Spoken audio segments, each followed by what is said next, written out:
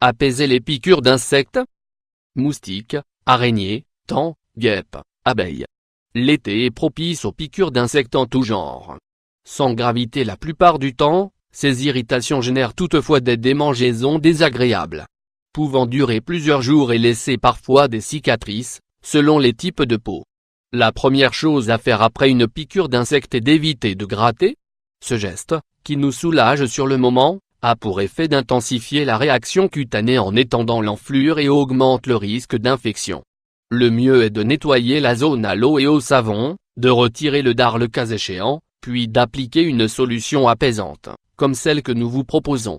Calendula et millepertuis pour calmer l'irritation. Si la piqûre démange et a tendance à gonfler, le massage à base de plantes est tout à fait indiqué. Le calendula et le millepertuis, connus pour leur tropisme avec la peau, auront une action anti-inflammatoire. Ces plantes vont anesthésier en quelque sorte la zone enflammée, apaiser l'irritation et stopper les démangeaisons. Ingrédients: teinture mère de calendula ou de millepertuis, huile végétale, noisettes, sésame, olive. Préparation 1. Dans une coupelle, déposez une cuillère à café d'huile végétale, achevée. 2.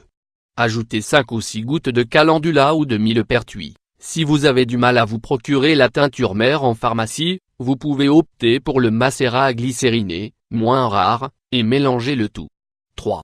Massez doucement la zone piquée avec ce mélange plusieurs fois par jour, jusqu'à ce que l'irritation finisse par se calmer. 4. Attention, le millepertuis est photosensibilisant. Le soleil est donc à éviter après application. Si vous souhaitez vous exposer, optez plutôt pour le calendula. NB. Plusieurs marques proposent des produits tout prêts comme le macérat de millepertuis de Floram ou l'huile de macération au calendula de Pranarome. Cataplasma. L'argile. Autre solution? L'argile verte, dont les bienfaits ne sont plus approuvés. Puissante antiseptique et antibactérien, elle nettoie facilement toutes les impuretés qui pénètrent sur la zone irritée et favorise une guérison rapide. Elle a aussi la capacité d'extraire le poison, dans le cas d'une piqûre d'abeille, par exemple. Ingrédients: argile verte en tube, huile essentielle de lavande vraie. Préparation 1. Versez une grosse noisette d'argile verte dans une tasse. 2. Ajoutez 1 ou 2 gouttes d'huile essentielle de lavande vraie. 3. Mélangez bien, puis appliquez une couche épaisse sur la piqûre ou sur la zone irritée. 4. Laissez en place, si besoin à l'aide d'une gaze fine, jusqu'à ce que ce soit sec, puis rincez doucement. 5. Répétez l'opération plusieurs fois jusqu'à ce que vous ne ressentiez plus l'envie de gratter. 6.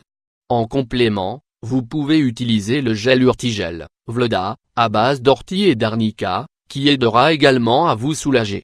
Misez sur les remèdes de grand-mère, une simple piqûre de moustique peut être frottée avec une rondelle de citron, une tranche d'oignon, une feuille de lavande froissée, des feuilles de basilic ou de plantain. On peut aussi appliquer une compresse de vinaigre de cidre ou de vinaigre blanc, ou encore y déposer régulièrement un sachet de thé chaud. Pour les piqûres de fourmis, frictionnez la zone avec un peu d'ail cru écrasé. Enfin, sachez qu'un dentifrice mentholé peut soulager une inflammation ou une rougeur. À savoir, contre le moustique tigre, protégez vos jambes, car c'est là qu'il pique le plus. Suite à une piqûre, en cas de fièvre, consultez un médecin. Risque de transmission de la dengue ou de chikungunya.